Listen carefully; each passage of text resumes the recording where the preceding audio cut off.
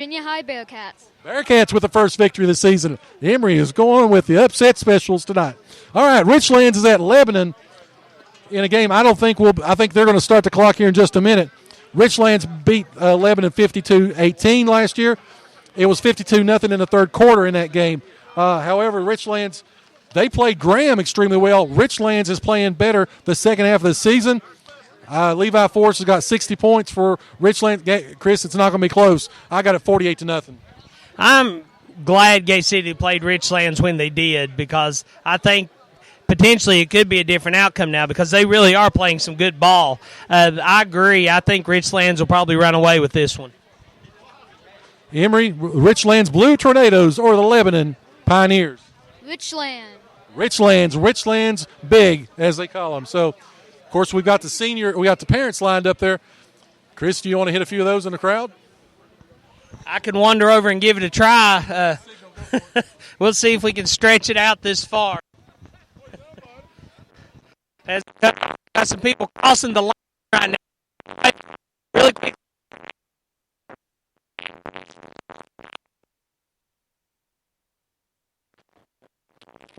What?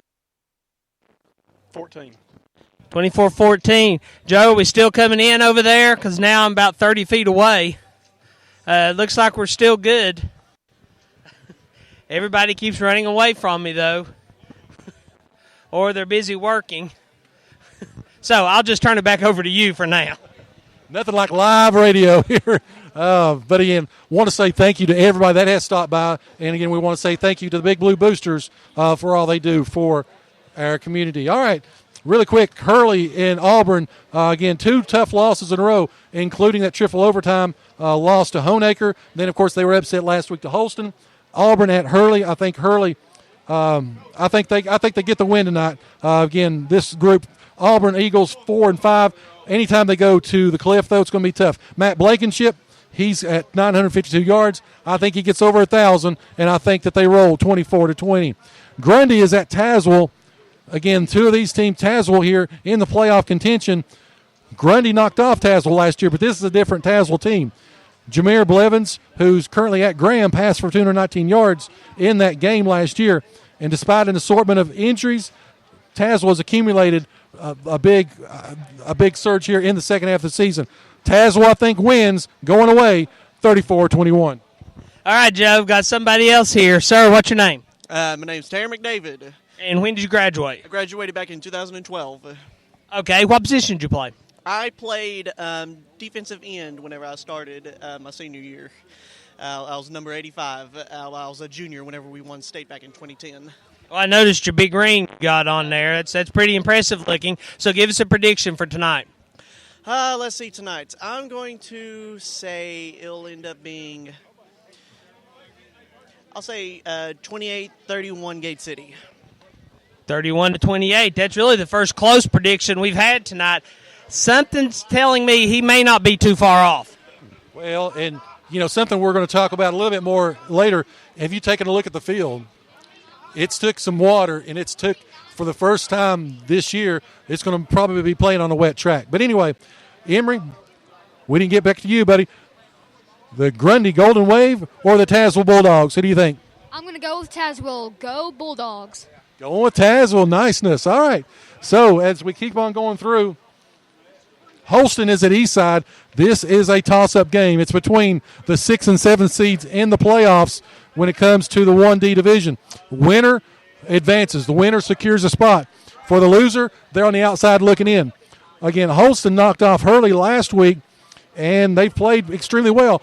They started the season with 3 wins, then they went through a 3-game losing streak, then they won 2 again. Eastside has been decimated with injuries, but I'm going to take a little logic from Mr. Carr. The home team here, I think, will get the win in a close game. I've got Eastside winning 30-28. Well, you stole my thunder. Yeah, if this game was played at Holston, it might be a different story, but I'm going to follow my own, what I've been preaching all year long. So, yeah, I'll take Eastside also. All right, so Emory, the Holston Cavaliers or the Eastside Spartans, who you got? East High. Eastside. Here we go. All right.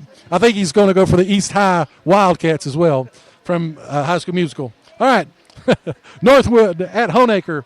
Northwood, they've scored 7 touchdowns all year. I don't think this game will be close. Honaker, though, as you take a look, of the starting 22 they started the season with, 9 are out. But I think they've got enough to win. I've got Honaker knocking off Northwood at home. Honaker, big, 33-6. Honaker with the win, as Emory says. All right, so as we keep on going, Southwest Virginia, Twin Valleys at Castlewood. Chris Lark, talking about Gate City alumni, has done a tremendous job with the Blue Devil program. They've got 5 wins on the season. Again, they were actually leading J.I. Burton last week at halftime, 7-6. Again, he's probably up for Coach of the Year.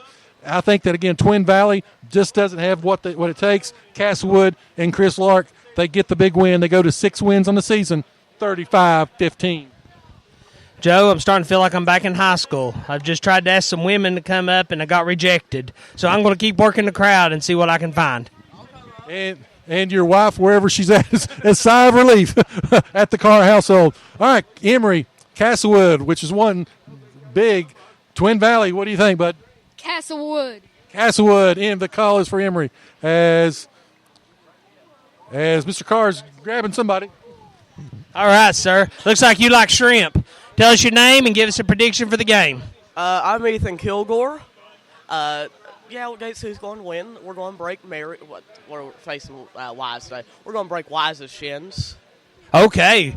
First threat of violence we've had. What do you think the score is going to be? They're likely you're right. We're going 46-0. 46-0. Looking for the shutout. All right. Coach, have you got a head count yet for the people here? I have not. No, we've just kind of been letting them go through, and we're not checking IDs or anything like that. We're all family, so we're good to go, man. Well, I keep noticing that shrimp pile's getting smaller and smaller and smaller. There's more over there. We got more. You said we had a special guest over there. Maybe we might get him over. Who we got? Jeff Herron. Coach Jeff Herron played here in the 70s on the state championship. He was a freshman on 74. You might have to go over and drag him over here, but you might get him to talk to you a little bit. Won, 5 state titles? 5 or 6, yeah, in Georgia and South Carolina. Just retired this year? Yep, just retired this year. So we'll put you on a mission. When you wander that way, tell him that we need him over here. He's conveniently not looking at us right now. So if you don't care, give him a shove over this way. They must have heard about your restraining order. Okay, so anyway, so Graham is at Fort Chiswell tonight. Graham, the number 3 seed in the upcoming playoffs, taking on a Fort Chiswell team. It was a year ago on Monday that Chris Akers resigned, and, of course, talking about Jeremy Housewright coming as the head coach.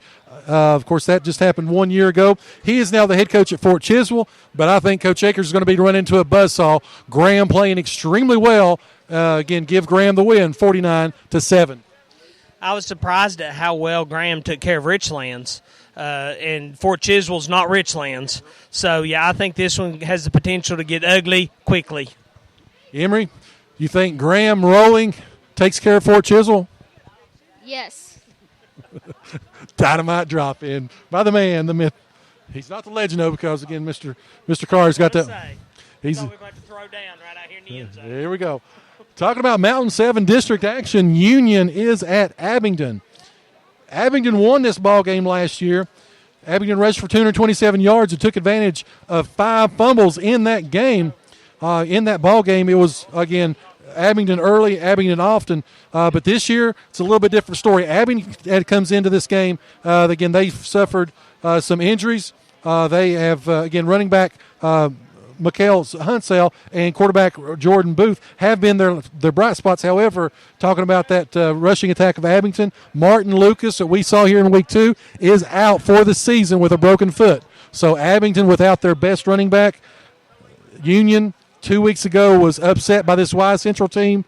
They're going to be hungry and ready to roll. I've got Union winning at Abingdon 35-8. Once again, I wish that we could have had Abingdon later in the season. They have not been the same team since that injury.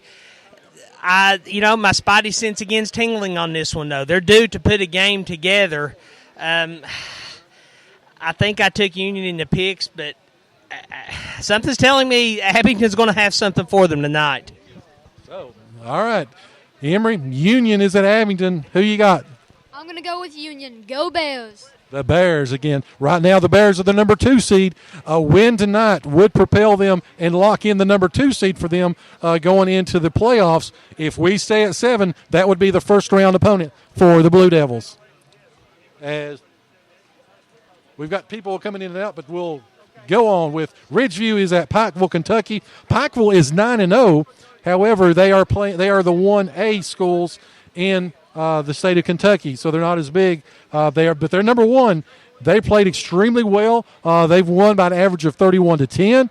Of course, what do you say about Ridgeview with Trenton Atkins? 2,090 rushing yards. He's got 35 touchdowns, closer than what most people think. Ridgeview, I think, gets the win, but it'd be close, 24-21. Okay. I know nothing about Pikeville, Kentucky's high school team, but I know Ridgeview's stacked, so I'll take your word on this one. Yeah, again, we don't get the opportunity to talk a lot about Kentucky, but Ridgeview and Pikeville, who you got, Emory? I'm going with the Wolfpack. Wolfpack of Ridgeview. All right, so we've got another Gate City alumni come in, and I believe a lot of people know. How are you tonight, Coach? I'm good. How about you? Now, tell everybody exactly who you are and when you graduate and a little bit about yourself. My name's Jeff Herron. Graduated, I guess the graduating year was 78, but played in 77 for those 74, 5, 6, and 7, I guess. So, and you've had a pretty good career, they say, maybe a few state titles along the way in your coaching career? Well, I've been fortunate. I've gone places that had really good players and very supportive administrations, and yeah, we've had some success, I guess. But football, like everybody knows, one guy doesn't do it in football. It takes a lot of people. So I've been fortunate to be around some good players and coaches for a lot of years. So now, what's some of your fondest memories here of Gate City and Legion Field and some of the playing here? Well, no question. This is the first time I've been back since my last year playing, and. But, I walked into the place and those feelings just come streaming back in. We actually got to go into the old locker room. And, I said, it's a wonder that I didn't get lung cancer sitting in here with Coach Fry breathing smoke in my face the whole time pregame. But, it was just such a wonderful time, so many fond memories. And, in my career, I was fortunate. I mean, Coach Fry and Coach Clayball, Coach Weston, and Coach Vickers, all those guys just meant so much to me.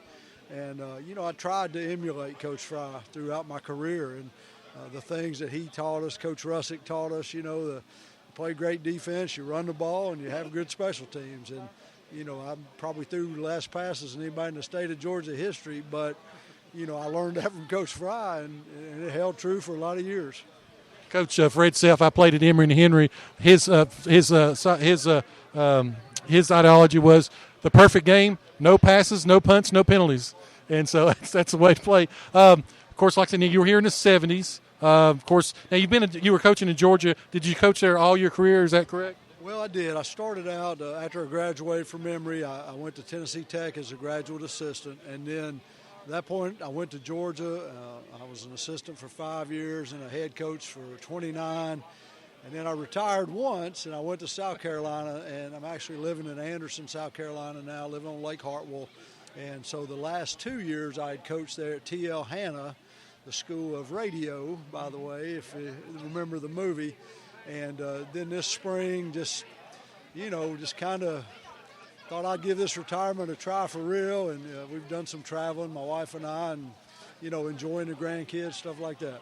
So how many kids do you have? How many grandkids do you have? Well, we've got 4 kids, and our oldest daughter has 2 little girls and getting ready to have a third one. It's going to be a boy. So, we've been very fortunate. Got some really, really good kids there.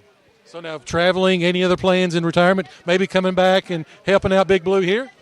Well, I don't get up this way much, but, honestly, I don't know. I mean, I've done this a long time, and it's been really weird this fall not doing it.